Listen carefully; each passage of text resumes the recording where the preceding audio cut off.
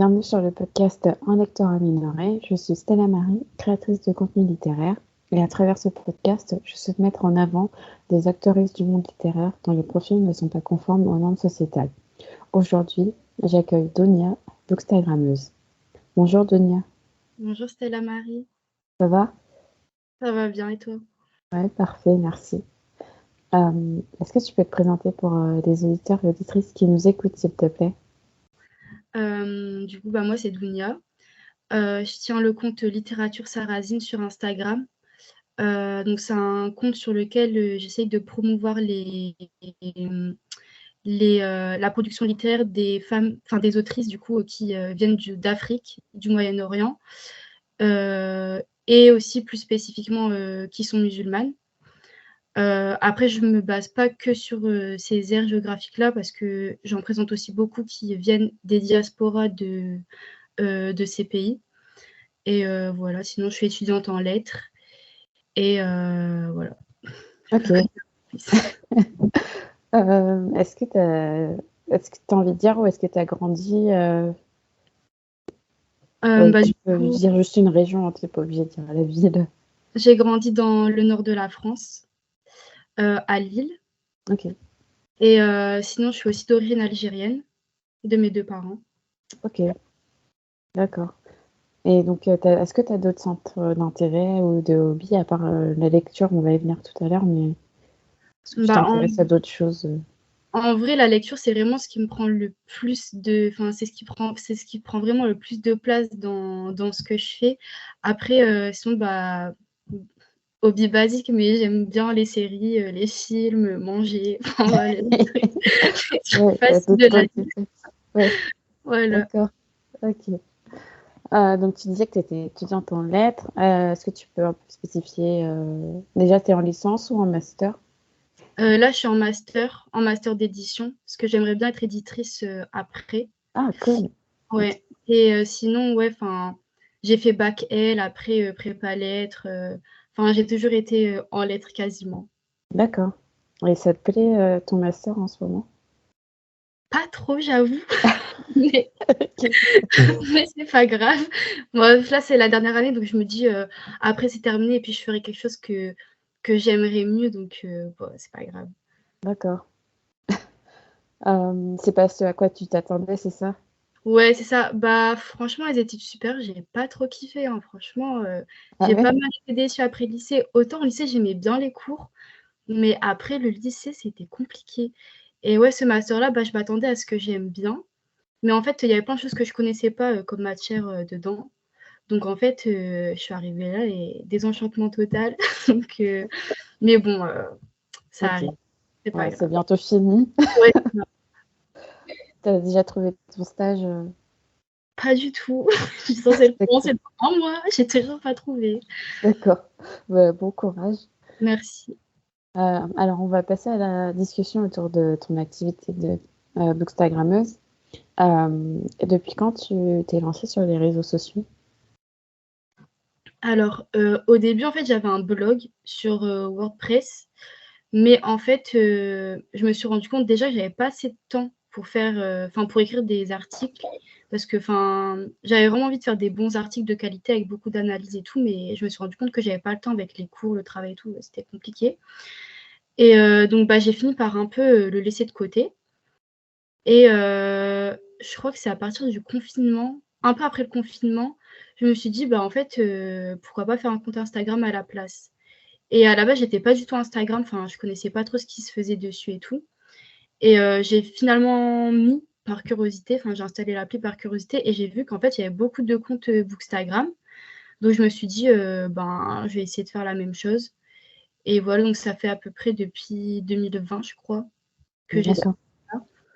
Mais ouais, enfin, je suis pas très enfin, j'aime bien les réseaux sociaux, mais je suis pas très, enfin, j'aime pas trop m'exposer, tu vois? Donc je suis pas aussi active que j'aimerais bien l'être sur ce compte-là. D'accord. Et du coup, tu as commencé par faire des chroniques, c'est ça, sur ton Ouais, c'est compte? ça. J'ai commencé par faire des chroniques. En fait, mon idée, c'était de faire, et des chroniques et présenter des poèmes. Donc je faisais ça au début. Après, enfin, j'avais d'autres idées, j'essayais de tester, mais après je me rendais compte que ça n'avait pas forcément trop d'intérêt. Enfin, j'essayais de présenter aussi des artistes et tout, Mm. mais je trouvais que ça prenait moins, donc après j'ai Ah, arrêté. ok. Enfin, ça demandait plus de recherche et tout, alors que une lecture, en vrai, tu lis le livre, après tu écris ce que tu en as pensé et voilà quoi. Alors que pour les Mm. artistes, c'est pas la même chose. Et voilà, enfin des fois j'essaye de varier, j'essaye de faire du contenu différent, mais c'est vrai que je m'implique pas à fond dedans. Donc Après, tu as peut-être d'autres priorités. ouais, c'est ça. Mais oui, du coup, principalement, j'essaye de faire des chroniques. D'accord.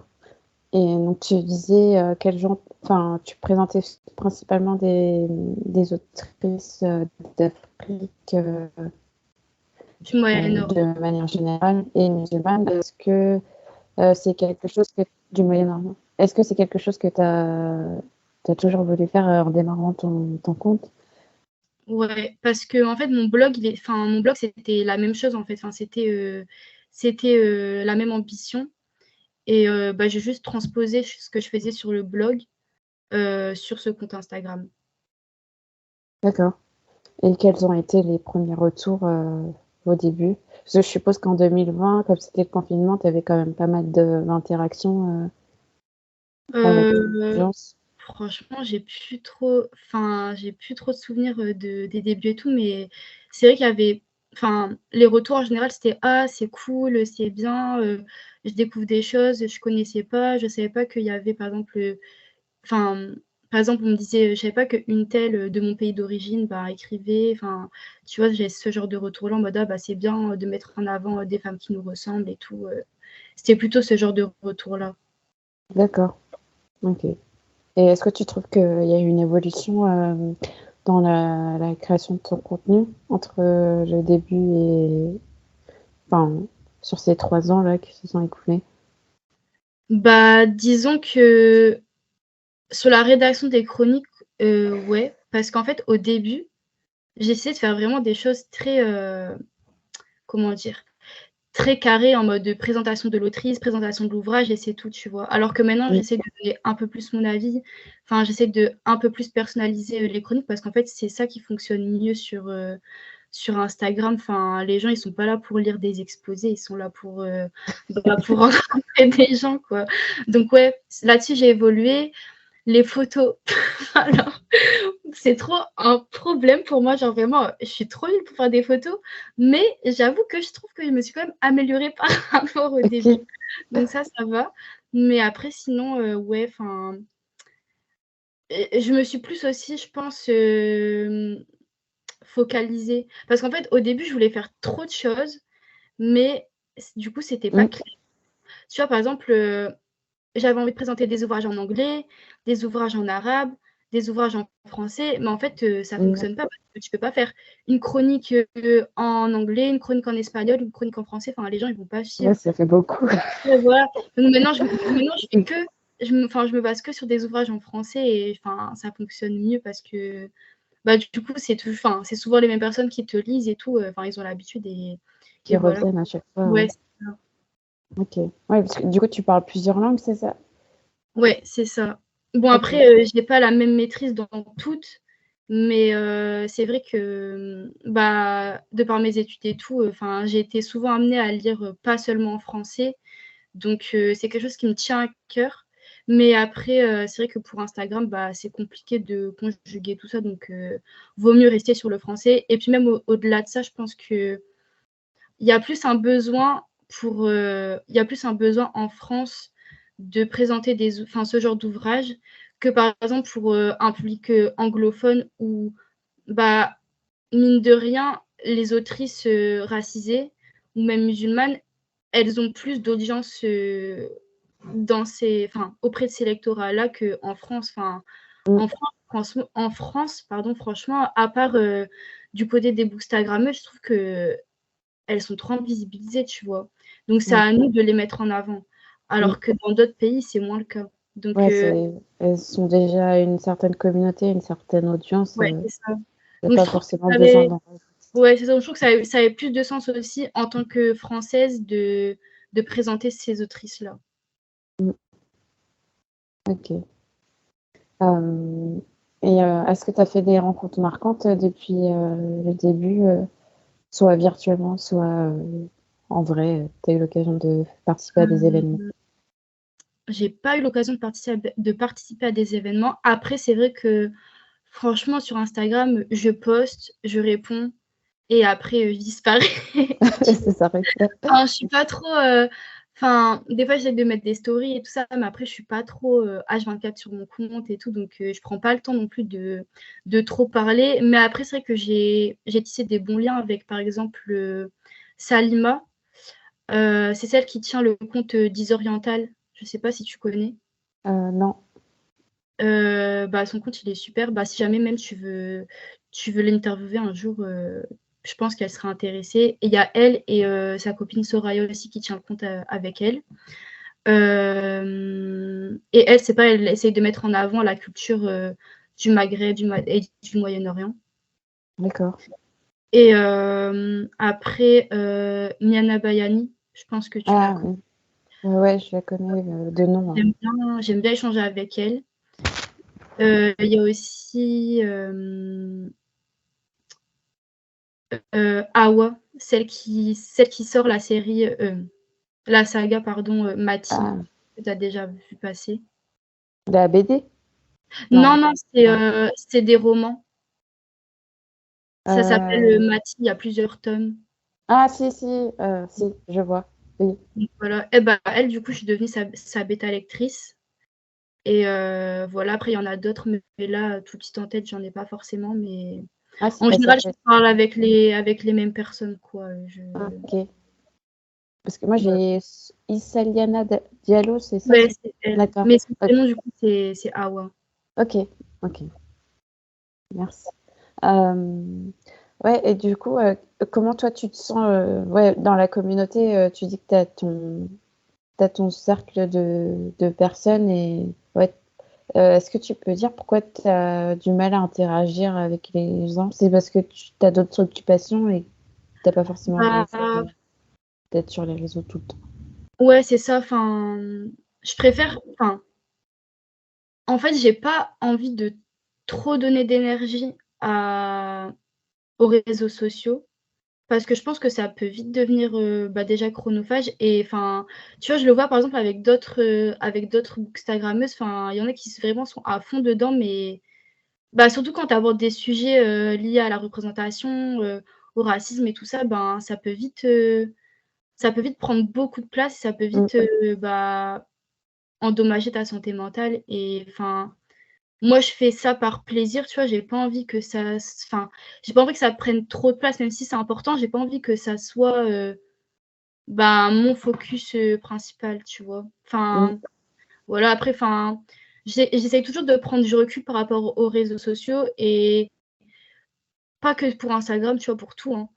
Enfin, même pour mes comptes personnels, tu vois? Enfin, je suis pas H24 dessus, enfin, je fais ce que j'ai à faire et puis voilà, après, je pars.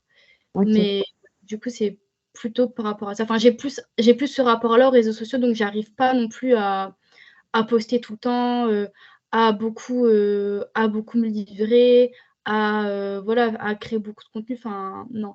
Puis même, enfin, des fois, j'essaye d'être régulière, mais le reste, il prend toujours le dessus parce que, bah, en vrai, c'est pas notre activité principale, donc je pense qu'on peut pas tout donner. Enfin, on a Mmh, tous un travail, des études, une famille, enfin voilà, ça reste quand même, comment dire? Ça c'est reste du sûr. plus. Ouais, Ouais, c'est ça, ça reste du plus et puis, voilà. OK. Ouais, c'est un hobby, enfin pas un hobby, mais une activité, ouais, annexe, on va dire. Ouais, c'est ça. Mais oui, c'est vrai qu'après, du coup, à cause de ça, j'ai quand même du mal à publier de manière régulière. Enfin, des fois, je me dis: «Vas-y, chaque semaine, je vais faire ci, je vais faire ça». Mais après, des fois, les semaines, elles passent et après, je reviens 2 mois plus tard. OK. Donc ça, c'est un petit problème, mais bon, après, c'est Pour pas ça l'instant, qui me nourrit, quoi, ouais, donc c'est c'est ça, pas si grave. ça te convient. Oui. Hem, du coup, en consultant ton profil, j'ai vu que tu faisais partie d'un web magazine qui s'appelle, 2e page. Ouais, c'est ça. Est-ce que c'est toujours le cas, du coup? Ouais, c'est toujours le cas, mais de manière, moins je travaille moins avec Deuxième Page en ce moment. Bah, après, c'est de manière générale, on est beaucoup moins présente qu'avant. Parce qu'en fait, là, on est en pleine création du deuxième magazine papier. On en a déjà publié un qui s'appelle Colère. Je ne sais pas si tu as vu en relief. Ouais, j'ai vu la promo, mais Voilà, je l'ai pas encore lu. ouais, c'est pas grave. Et puis, là, du coup, il y a le deuxième qui est en route qui s'appelle Futur. Et c'est vrai que, bah, pareil, comme c'est associatif, bah, c'est dur de être sur un magazine papier et continuer à publier sur le webzine et sur les réseaux sociaux. Donc, on est un petit peu en mode fantôme en ce moment et bah, forcément, du coup, comment dire ça? En fait, on est une petite équipe et on est toutes plus ou moins impliquées. Et moi, pour des raisons diverses et variées, j'ai un petit peu quitté, quitté le navire ces derniers mois. Ok. Mais oui, sinon après, j'en fais toujours partie. Ok. Est-ce que tu peux expliquer un petit peu, en deux, trois phrases, le concept du magazine?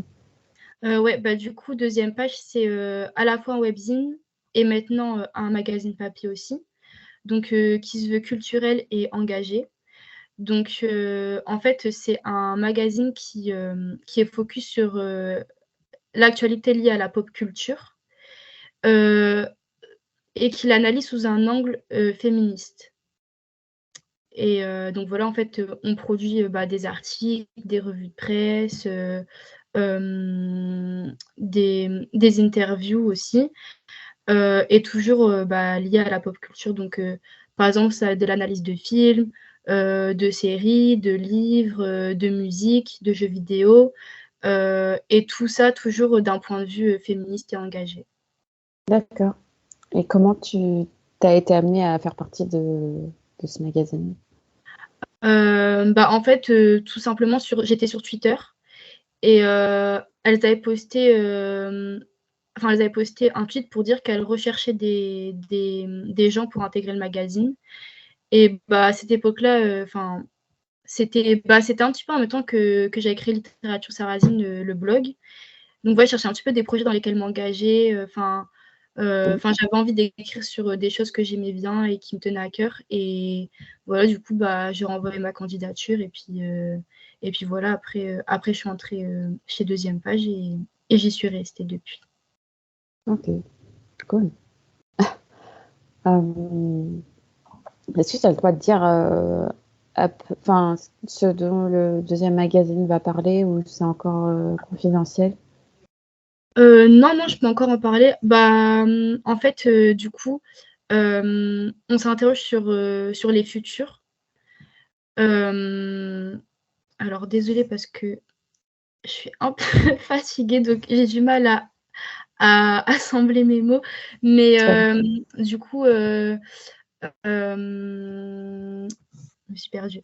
Donc ouais, en fait, on analyse les possibilités du futur. Donc, par exemple, on va interroger bah, notre vision du futur et aussi celle des contributeurs et contributrices qui nous ont soumis leurs articles.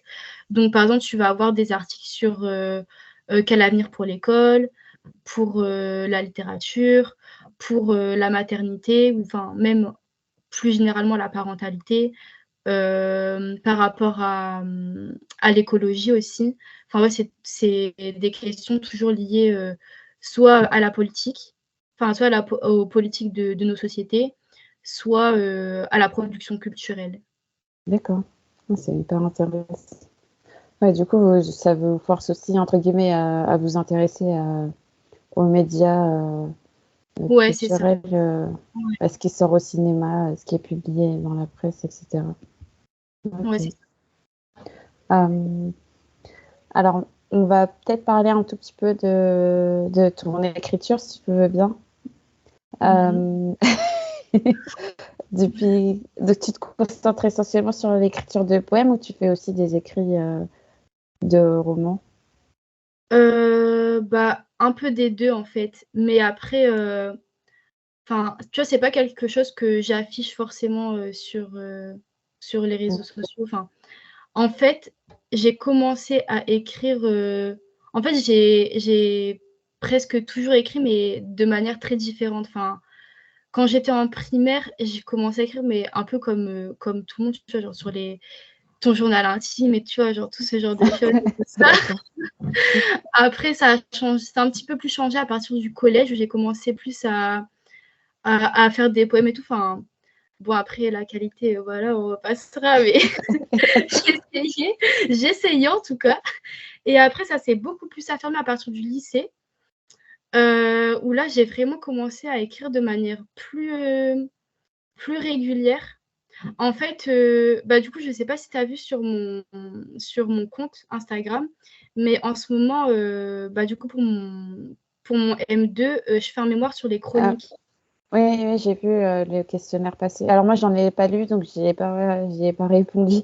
Ouais, c'est pas grave, Et- mais en fait, c'est un peu grâce aux chroniques que je me suis vraiment mise à l'écriture parce que c'est vrai que, en fait, avant ça, je me disais, ok, j'écris et tout, mais comme, je voyais jamais passer, par exemple, d'autrices, tu vois, qui a des origines nord-africaines, qui étaient Mm. musulmanes et tout, j'avais pas l'impression, genre, c'était possible, tu vois, genre, d'écrire et être moi en même C'est temps, ça, tu vois ouais. ce que je veux Et t'es pas la première personne à me dire ça. Ouais. Ouais, c'est ça, donc j'ai l'impression que c'était pas possible. Et en fait, à partir du moment où il y a eu le phénomène chronique, bon après j'avais un rapport bah, contradictoire à ça, parce que d'un côté j'étais en mode waouh, c'est trop bien, enfin je lis enfin des histoires avec des meufs qui me ressemblent à peu près. Mais d'un autre côté, comme il y avait de tout et n'importe quoi dans les chroniques, j'avais aussi un regard un peu critique là-dessus, en mode ouais, mais quand même, genre, des fois c'est un peu n'importe quoi, tu vois. Après, c'était mes yeux de collégienne, donc c'est pas. Tu vois, j'ai pas le même regard maintenant, mais c'est vrai que j'étais un petit peu en mode ouais, les chroniques, en vrai, des fois c'est un peu la honte. Enfin, tu vois, il y a beaucoup de fautes d'orthographe, et des fois les intrigues, voilà quoi, c'est un peu Mm. trop rocambolesque. Donc j'étais un petit peu critique là-dessus. Mais en même temps, j'aimais bien, donc tu vois, j'étais Bon, en c'est mode. un peu addictif, Tu mais vois, c'était tu ça. sais que c'est pas Tu vois, bien. c'était ça, tu vois, j'étais. Mais en plus, comme j'étais une bonne élève et que j'ai toujours aimé lire, tu vois. Je sais pas comment t'expliquer, mais en fait, tu vois, souvent quand t'es racisé et que t'es une bonne élève, on va trop te pousser à aimer la bonne littérature, par exemple, tu vois. Mm. En fait, on veut trop te placer dans une case de personnes qui adhèrent à la culture légitimée, on va dire. Ah, ouais, je vois ce que Et tu veux du dire. coup, t'as l'impression que, genre, si t'en sors, tu sors aussi du statut de bonne élève, tu vois ce que je veux dire? Mm. C'est horrible ce que je veux dire, mais genre, t'es plus la bonne arabe, tu vois? Et du coup, c'est vrai que, genre, en lisant des chroniques et tout, j'avais l'impression de pas respecter mon rôle, je sais pas, tu vois ce que je veux dire? Ouais, Et du coup, je me dis: «Ouais, bah, genre, je peux pas être une bonne élève et en même temps, genre, participer à ce genre de choses», tu vois ce que je veux dire? mm. Mais du coup, tout ça pour dire qu'en vrai, en voyant plein de chroniques passer toujours et tu vois, le lire et tout ça, j'ai vachement pris du recul par rapport à l'écriture en me disant: «Bah, en fait, tout le monde peut écrire» et en fait, ça m'a vachement fait changer ma vision, à la fois de la littérature, de la langue et de l'écriture en elle-même. Ouais, Parce t'as eu que une ouverture d'esprit un peu. ouais, c'est ça, je me suis dit: «En fait, j'ai pas besoin, d'écrire comme Victor Hugo pour faire une histoire» et du coup, c'est ça qui m'a ouais, c'est ça, mais c'est bête, tu vois? Mais en fait, c'est ça qui débloque des choses après parce que je pense que ce qui bloque beaucoup de personnes, à la fois dans le fait de se lancer dans l'écriture ou même dans la lecture, c'est qu'on se dit toujours: «Ouais, oh, c'est trop dur pour moi, genre, je suis pas à la hauteur de ça», alors que Mm. non, tu vois? Il y a plein de manières d'écrire, il y a plein de manières, il y a plein de types de lecture, et ça, on nous l'apprend pas assez à l'école, je pense, et c'est pour ça aussi que je pense qu'il y a beaucoup de gens qui ne lisent pas. Et c'est vrai qu'à partir du moment où j'ai débloqué ça, ça m'a libérée d'un côté, dans l'écriture parce que j'ai commencé à en fait, j'avais un carnet, si tu veux savoir, et après j'ai toujours écrit de manière très saccadée, genre jamais réussi à, par exemple, me poser devant mon ordi ou devant un carnet et genre écrire une histoire comme ça, genre, du Ah, début à la fin. ouais, Genre, ok. ça c'est pas possible. En fait, j'avais un carnet et je notais, par exemple, des fois j'avais des idées de phrases, je les notais, j'avais des idées de paragraphes, je les notais, et en fait, une fois que j'avais à peu près, tout, en même temps que je faisais ça, il y avait une idée qui émergeait, dans ma tête. Et une fois que c'était assez bien construit, bah, j'arrivais enfin à me lancer dans l'écriture d'une histoire, tu vois. Ok. Et du coup, c'est ça qui m'a fait commencer à écrire une chronique. Par contre, je la publiais pas sur Facebook, c'était sur Wattpad. Parce qu'en fait, je m'y suis mise en même temps que le phénomène, mais un petit peu tardivement quand même, tu vois. Genre pas en plein dans l'essor des chroniques, tu vois. C'était un petit peu plus tardif, donc Wattpad, ça avait déjà commencé. Enfin, tu vois, on entendait souvent parler et tout, donc j'avais choisi Wattpad, je sais pas. Enfin, je préférais, Ok. sur le fait que ce soit une plateforme d'écriture, de lecture et tout. Enfin, je sais pas, Ouais, d'un côté, ça me dédié à rassurait ça. plus.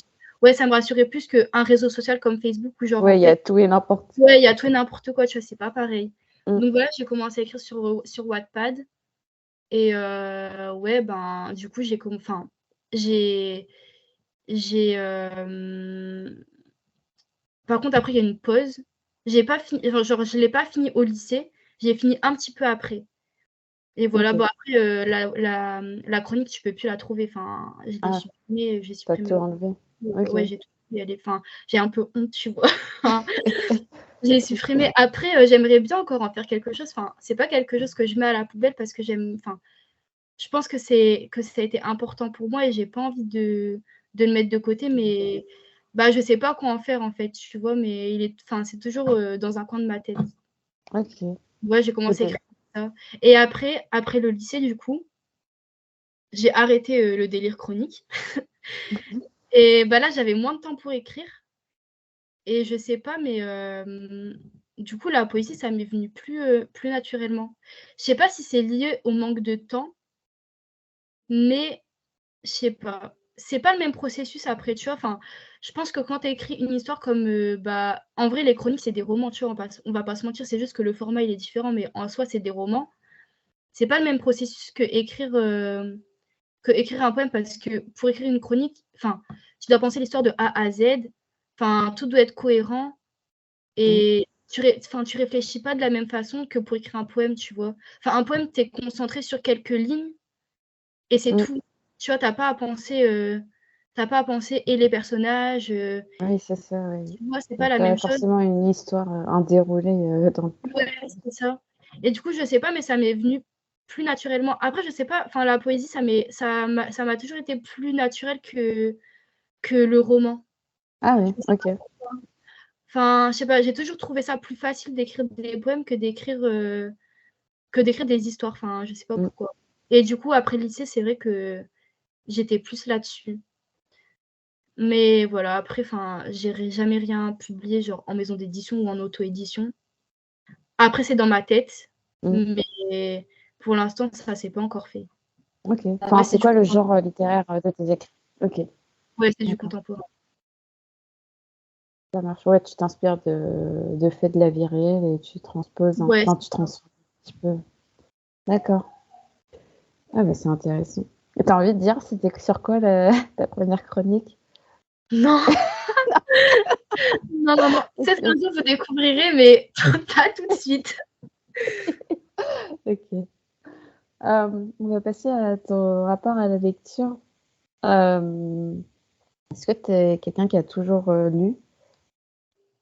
Ouais, j'ai toujours lu. Enfin, en fait, dès que j'ai appris à lire, j'ai toujours lu. Enfin, j'avais toujours un livre dans les mains et c'est Mmh. vrai qu'après mes parents aussi m'ont beaucoup encouragée à ça parce que, bah, tu vois, mes parents, ils lisent pas forcément.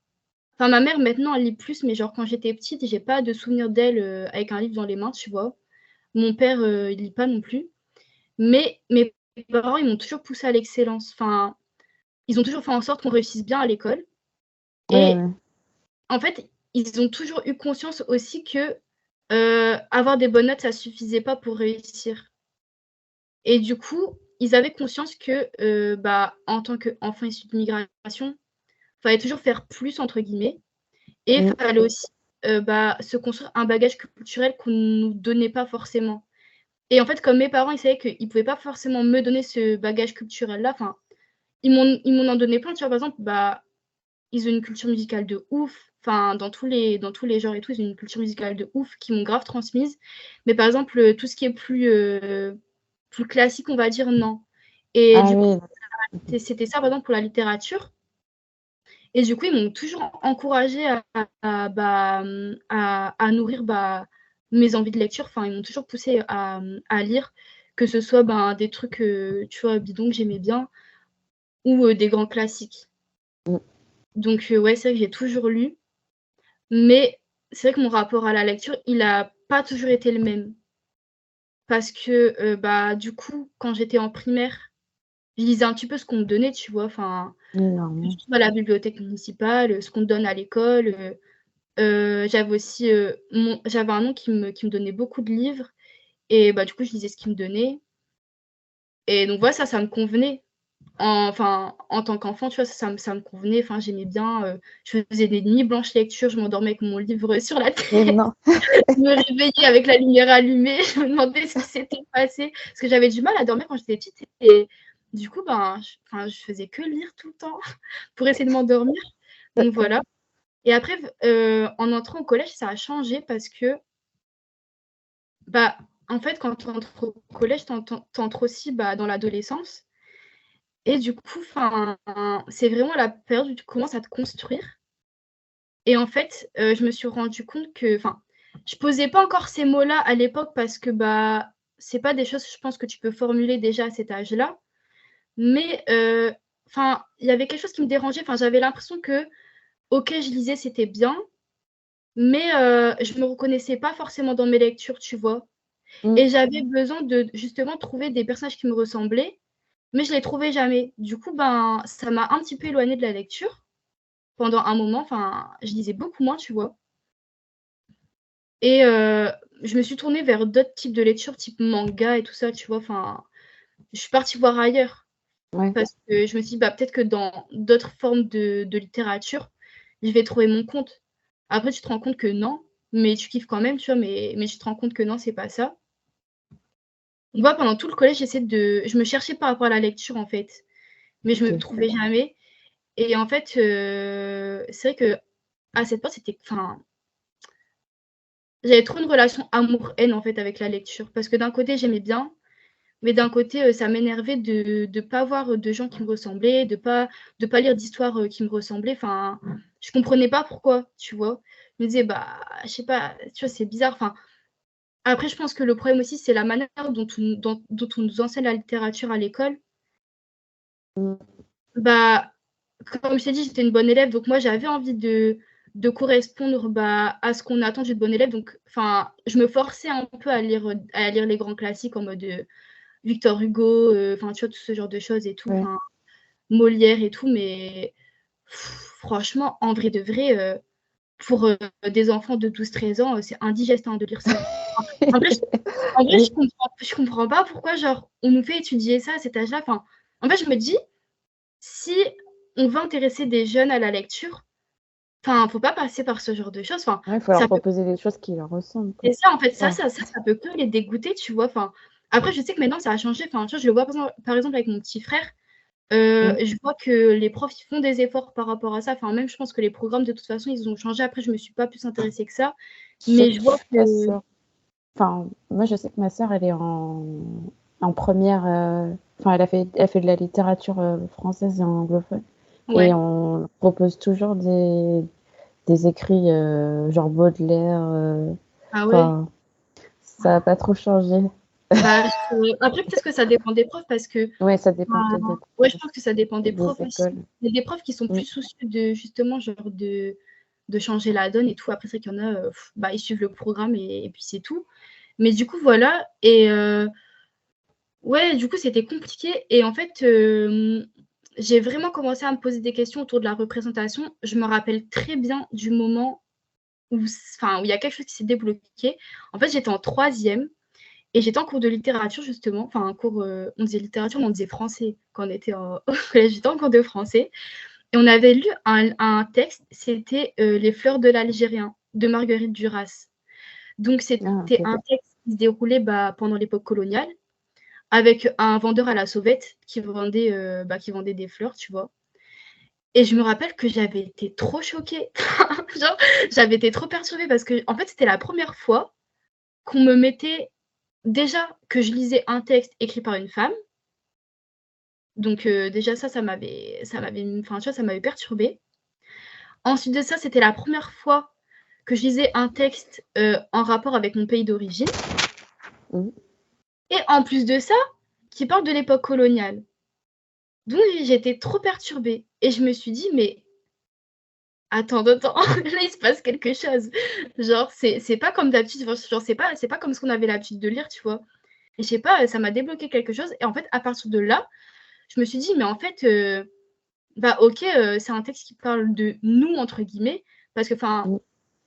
moi j'ai des grands-parents qui m'ont toujours, parlé, de la guerre d'indépendance et tout, tu vois? Donc c'est des récits que j'avais en tête, mais c'était la première fois que je les voyais en dehors du cadre familial. Donc ça m'a un Ouais, petit c'est ça. peu parce que genre, Mmh. quand on parlait de ça, je voyais vraiment ça comme quelque chose qui devait pas sortir du cadre familial. En mode, c'est les histoires enfin, c'est les histoires de la grande histoire, tu vois? Mais c'est surtout des histoires familiales et du coup, ça sort pas du cocon. Et là, c'est la première Mmh. fois que je voyais ça en dehors de la famille et en fait, c'est là que je me dis: «Mais en fait, il y a peut-être d'autres gens qui ont écrit là-dessus». Oui. Et donc en fait, à partir de là, j'ai commencé à me renseigner un peu sur la littérature algérienne et là, je me suis gavée de littérature algérienne et enfin même pas que, tu vois? Enfin, c'est là que j'ai découvert, vraiment les auteurs et les autrices de la littérature qu'on appelle francophone. Donc, tu vois, tous les auteurs et autrices, qui écrivent en français, mais qui viennent, de pays Mmh. d'Afrique autres. Enfin, après moi, je lisais surtout des auteurs et des autrices qui venaient des pays d'Afrique et donc là, ça m'a débloqué quelque chose et en fait, bah, au fur et à mesure, ça m'a débloqué d'autres choses. Donc Mmh. c'est-à-dire que quand j'ai considéré que j'en avais fini avec ça, je me suis dit: «Ouais, OK», mais maintenant je vois bien que, par exemple, il y a plus d'auteurs masculins que d'autrices, ben, féminines, tu vois? Et Oui. moi, je me dis: «Bah, pourquoi?» Donc à partir de ce moment-là, j'ai commencé à essayer d'aller chercher, plus des récits d'autrices. Donc d'abord, bah, toujours dans ce cadre-là, littérature algérienne ou africaine, plus globalement. Mmh. Mais après, ben, je suis pas restée que là-dessus parce que, enfin, en fait, je lis vraim enfin, mes lectures, elles sont vraiment, diverses, tu vois? Donc j'essaie aussi d'aller chercher, bah, des autrices, françaises, enfin, tu vois, de partout Mmh. et donc c'est vraiment à partir de là que je me suis questionnée par rapport à tout ça et je pense que la période où je me suis le plus construite par rapport à, justement, les questions de représentation, c'était au lycée parce qu'en fait, au lycée, j'ai fait trop de découvertes littéraires qui m'ont marquée et vraiment qui m'ont fait changer ma vision de la littérature. Heu, Bah, tu vois, par exemple, parler du collège où, bah, c'était vraiment, des lectures classiques et tout. Enfin, en plus, enfin, j'avais des profs qui étaient assez vieilles, enfin, tu vois, qui étaient Oui. assez à cheval sur tout ça, sur la langue française, sur, la littérature française. Enfin, tu vois, c'était très strict. Mmh. Alors qu'au lycée, j'ai eu des profs qui étaient un petit peu plus ouvertes et du coup, qui nous faisaient découvrir des choses, bah, qu'on n'avait pas forcément pris la peine de nous faire découvrir, avant et c'est vrai que ça m'a beaucoup fait changer ma vision de la littérature et c'est vrai qu'au bout d'un moment, j'en ai eu un peu marre de la littérature qu'on appelle francophone, tu vois? Parce que même si je m'y retrouvais, ben, c'était pas ça non plus parce que, enfin, tu vois, par exemple, je vis pas en Algérie, je vis en France. Oui. Mon OK. histoire, elle est pas la même qu'une personne qui vit là-bas, tu vois? Mmh. Donc là, j'avais plus envie de trouver des comment dire? J'avais plus envie de trouver des histoires, bah, de personnes issues de l'immigration tout simplement, tu vois? Et là, je me suis rendu compte que j'en trouvais pas non plus. Ouais, il y en a pas beaucoup. Donc là, j'en trouvais pas non plus et je me dis: «Bah, merde encore». Donc bah, là, j'ai eu le même déclic qu'en troisième, tu vois? Avec, Les Fleurs de l'Algérien et donc là, j'ai commencé à chercher justement ce type de récit-là. Franchement, à part les chroniques, j'en trouvais pas. Je pense que franchement, la seule que j'arrive à trouver, c'était Faiza Guène. Parce qu'elle avait eu un gros succès avec Kif Kif Demain. D'ailleurs, Faiza Guène, mais vraiment, petite anecdote, mais je me rappelle qu'en fait, j'avais tellement l'impression qu'on n'existait pas du tout en littérature. Je me rappelle que son livre, il était au CDI de mon collège. Je voyais toujours, enfin, je le voyais toujours, tu vois? Je passais toujours devant, Kif Kif Demain et je crois que je prenais même pas la peine de lire, le nom de l'autrice. En fait, à chaque fois que je passais devant, je me disais: «Ah ouais, ça, c'est encore un truc genre écrit par quelqu'un, genre, qui est pas comme nous», tu vois? Et je me disais: «Je vais même pas prendre la peine de l'ouvrir parce que ça va être n'importe quoi et ça va m'énerver», tu vois? Alors qu'en fait, non. Mais tu vois, genre tellement tu as pas l'habitude qu'en fait, tu te méfies de tout et du coup, Ouais, bah, c'est ça. ce livre-là, pendant tout le collège, je suis passée devant sans jamais le lire. On le touchait. Et c'est qu'au lycée que je l'ai lu. Et je me suis dit, ah ouais, mais en fait, ça existe.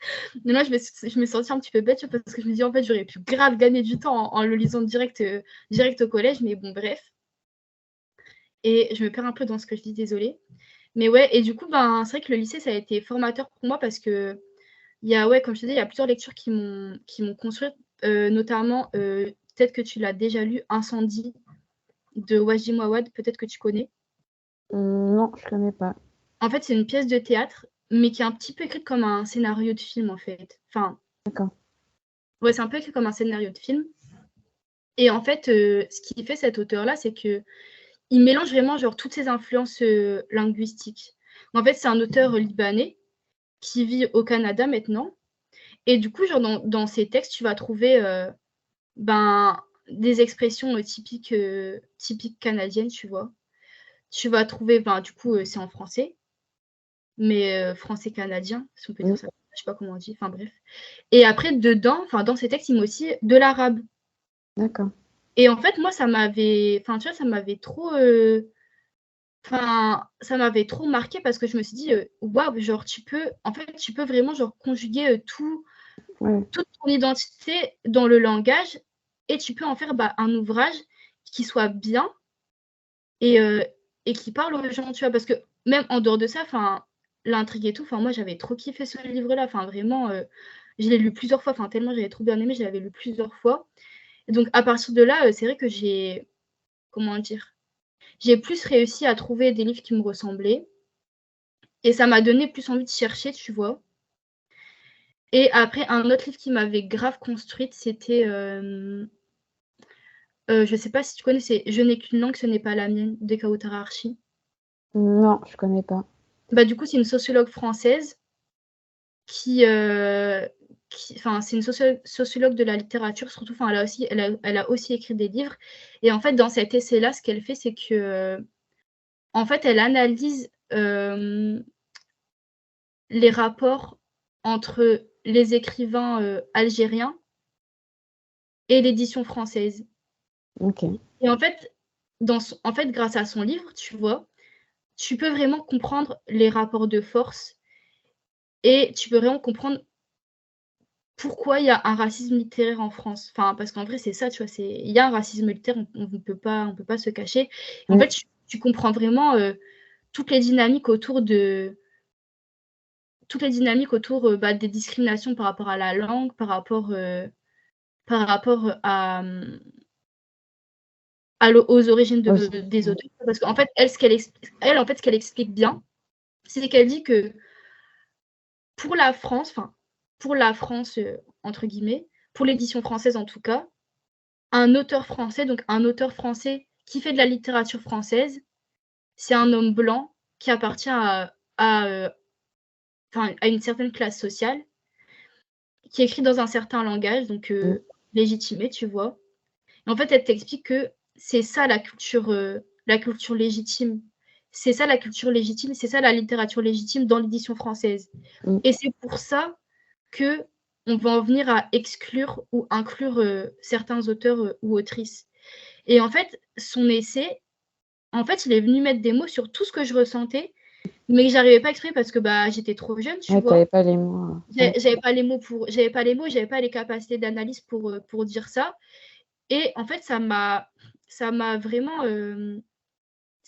aidé à synthétiser genre toutes mes lectures en littérature qu'on appelle francophone. Vraiment, je mets des guillemets à chaque fois parce que en fait, au final, tu te rends compte, c'est aussi grâce à cet ouvrage-là, par exemple, que je me suis questionnée sur l'utilisation du mot francophone, parce que en vrai, tu vois, c'était des auteurs qui écrivaient en français. Donc pourquoi on les a pas appelés auteurs français et on les a appelés auteurs francophones, tu vois. Au fait, dans son livre, elle l'explique, tu vois, mais la case francophone, elle a justement été créée pour ne pas inclure les personnes qui viennent, les auteurs par exemple qui venaient des anciennes colonies dans la littérature française, parce qu'en fait, te donner le crédit de littérature française, c'est dire aussi d'une certaine manière que tu es français, alors qu'on n'a pas envie que tu le sois, tu vois. Mm. Dis-moi, on n'a pas envie que tu représentes la France. Parce qu'en vrai, la littérature française, c'est une représentante de la France d'une certaine manière, tu vois. Comme la langue française, Mm. elle est aussi, elle est aussi une représentante de ce que l'État a envie de renvoyer de la France, tu vois ce que je veux dire? Enfin, en fait, tu te rends compte que tout est politique. Autant la littérature que la langue, ben, tout ça, c'est politique et c'est des instruments qui sont utilisés par l'État Mm. pour, comment dire? Pour créer, ouais, Un certain exemple, ouais. c'est ça, tu vois? C'est un modèle, en fait et si tu y corresponds pas, ben, on peut mieux t'exclure. Ouais, tant pis pour toi, quoi. Tu vois? C'est ça. Mais c'est ça, en fait et bah, enfin et je pense que c'est hyper ancré dans l'édition française. Mm. Tu vois? C'est pour ça qu'il y a pas, tu vois? C'est pour ça que genre, on met pas en avant, certaines autrices ou certains auteurs, tu vois? C'est Mm. parce qu'on sait que, bah, ils sont pas blancs, ils sont pas forcément, enfin, on sait qu'ils vont pas forcément relayer la langue, comment dire? Bah, une langue lisse, tu vois? Genre, la langue, qu'on a essayé de nous apprendre pour parler français, tu vois? Enfin, parce qu'il y en a, ils vont jouer avec la langue et pour certains, ça va pas être, ça va pas être un bon usage de la langue française, Ouais, tu je vois pense ce que je veux dire? souvent enfin, je vais faire un aparté, mais aux chansons de Aya Ouais, bah, ouais, Nakamura, genre, alors qu'en plus, enfin, quand elle justifie ses paroles, quand tu écoutes bien, c'est des mots qui sont issus de dialectes de son pays d'origine. Donc, ouais, c'est ça et tu vois, genre ça, ouais. c'est un truc genre qui est pas accepté parce que la littérature française, ça doit être écrit en langue française et par Mm. des auteurs français. Tu vois? Donc c'est hyper, carré, tu vois? C'est hyper fermé et bah, quand tu as pas, quand tu as pas le profil type, bah, forcément ça va être plus compliqué, bah, Mm. de te faire éditer, par exemple, tu vois?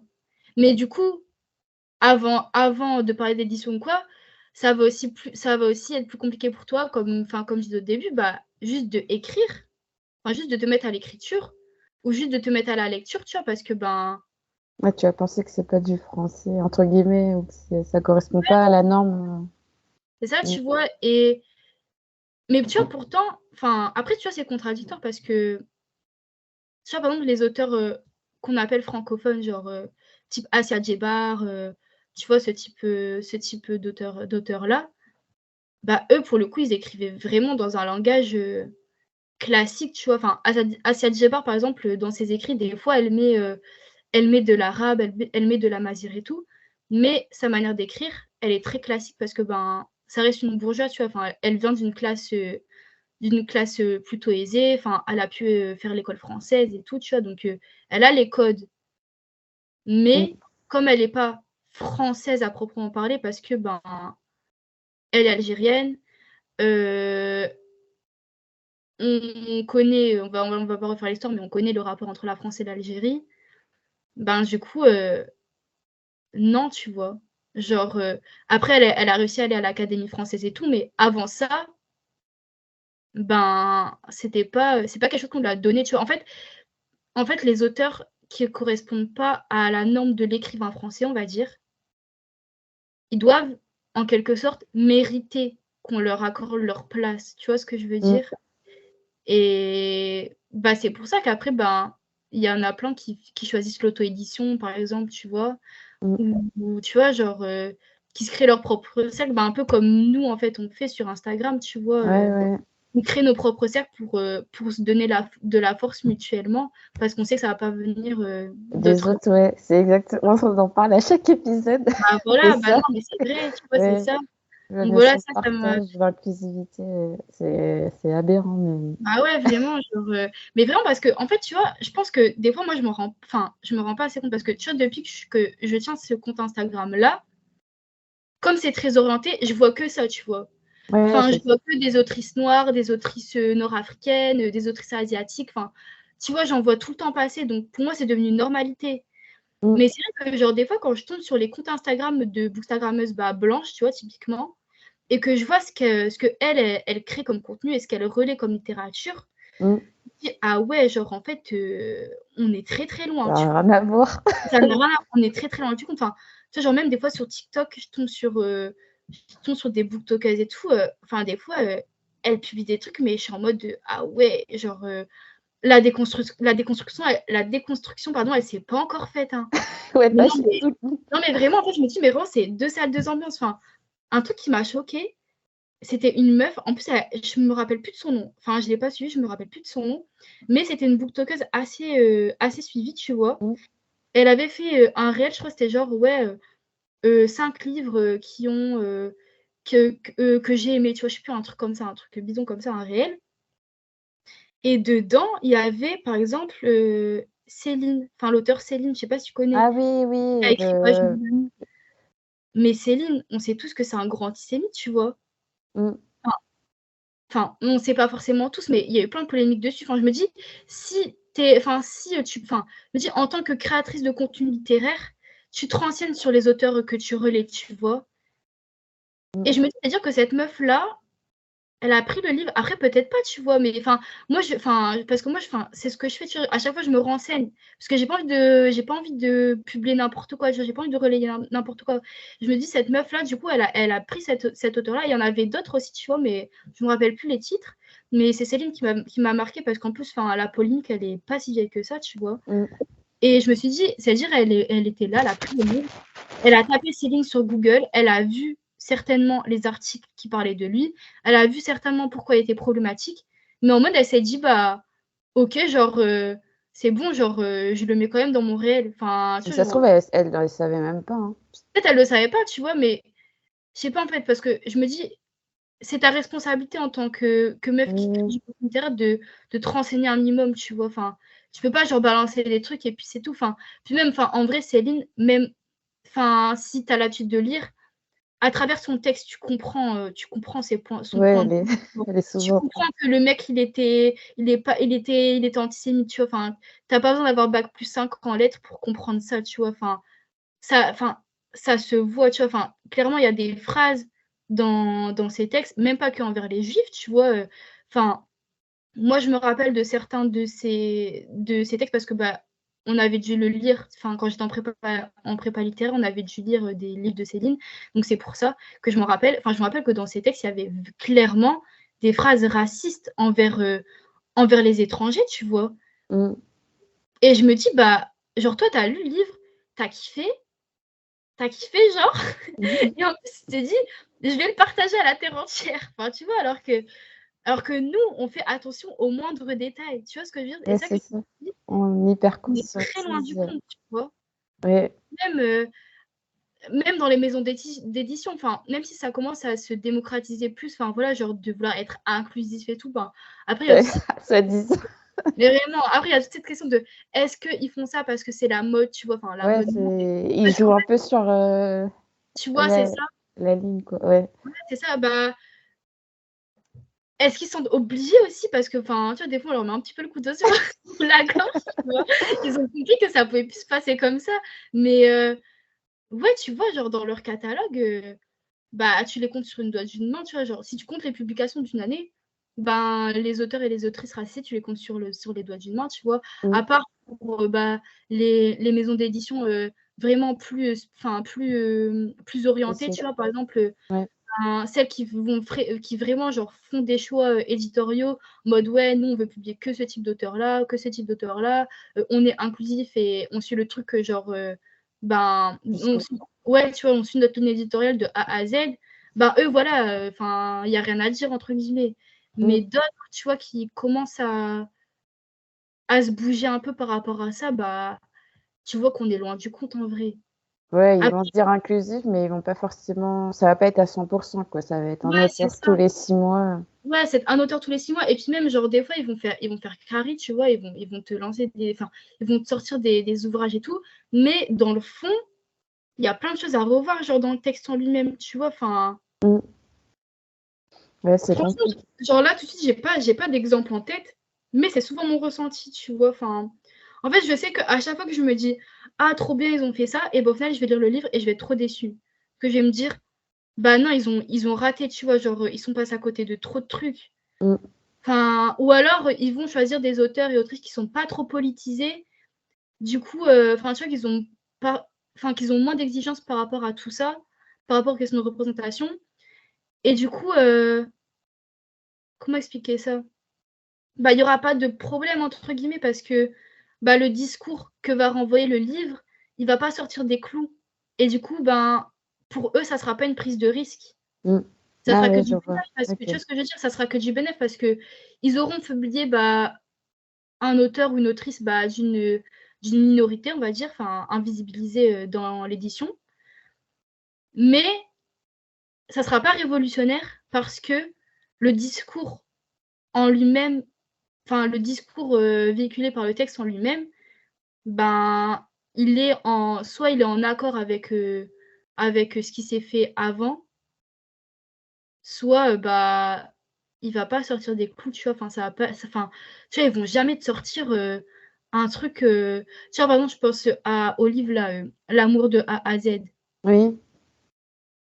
Bah, tu vois, je pense qu'une grosse maison d'édition, genre type, je sais pas moi, genre, Hachette ou quoi, enfin, même s'ils font grave enfin, Hachette, en vrai, c'est une maison d'édition qui fait grave des efforts, mais ils Ouais, auraient ils pas auraient pas pris le ça risque. non plus, Ouais. tu Ouais. vois? Oui, je vois ce que tu veux dire. Tu vois, c'est très, ils sont frileux, en fait, tu vois? Genre, c'est Mm. très, pas prise de risque. Oui, Mouais. oui, je comprends. Je l'ai pas encore lu. Il est dans ma palle. À chaque fois, je le dis à chaque épisode quand quelqu'un le cite. Mais ouais, faut que je le lise. Tu l'as lu, toi? Bah, j'ai commencé, mais je t'avoue, je l'ai pas terminé. Mais en fait, enfin, je l'ai pas lu, mais je me permets d'en parler parce que, bah, je trouve que dans le monde de l'édition, c'est quand même un exemple parlant, tu vois? Enfin, après, Mm. on va pas revenir sur tout ce qui s'est passé après et tout, mais Oui, oui. je pense qu'il y en a d'autres qui en ont parlé, mais Mm. voilà, quoi. Ok. Ouais, bah, j'espère que ça continuera, mais c'est dommage parce que la personne qui gérait cette collection est partie. Ah Du ouais? coup, ouais. Ah ouais, c'est dommage, franchement, je me disais justement, enfin, il y a vraiment un effort de leur part de faire un truc, tu vois, qui change, vraiment inclusif pour le coup, tu vois? Et pas juste en surface. Donc ouais, c'est dommage, hein. Mm. C'est comme ça. Ouais. Euh, ouais, bah après, t'as répondu un peu à toutes les questions dans leur ensemble. Euh, ouais, on va arriver à la fin du podcast. Est-ce que tu as un ou une invitée à me recommander? Bah, en vrai, peut-être que tu l'as déjà contactée, mais je pense que Miana Bayani, tu devrais la contacter. Parce que, enfin, pour tout ce qui est question de représentation, des personnages musulmans et tout, je pense que ça peut être grave Mm. intéressant de parler avec elle. En plus, comme elle est assez engagée, ben, je pense qu'elle pourra t'apporter grave de réponses et tout. Enfin, je pense que ça peut être intéressant. Après, Mm. voilà. Ok. Après, il y en a plein, enfin, je pense qu'après on a un peu les mêmes cercles, on a un petit peu les mêmes cercles sur les réseaux sociaux, donc que tu connais pas, je sais pas si, enfin là tout de suite, je sais pas, j'avais pas d'idée, mais en tout cas Ouais. cette autrice-là, ouais, je pense que ça peut être Mm. bien. Ok. Ouais, en plus, elle va rééditer son livre prochainement, je crois, Ouais. Payirali chez Relica en avril. Mmh mh. Donc ça pourrait être intéressant de parler de ça. Mm. Ok. Est-ce que tu peux rappeler aux auditeurs et auditrices où est-ce qu'on peut te retrouver sur les réseaux sociaux, s'il te plaît?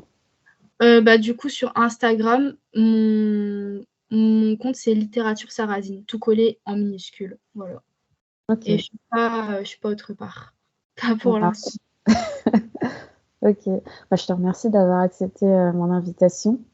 Bah, merci à toi de m'avoir proposé, franchement, De c'est rien. Je remercie également les auditeurs et auditrices d'avoir écouté pardon, cet épisode en lecteur amélioré. Et je vous dis à tous à très bientôt. au revoir.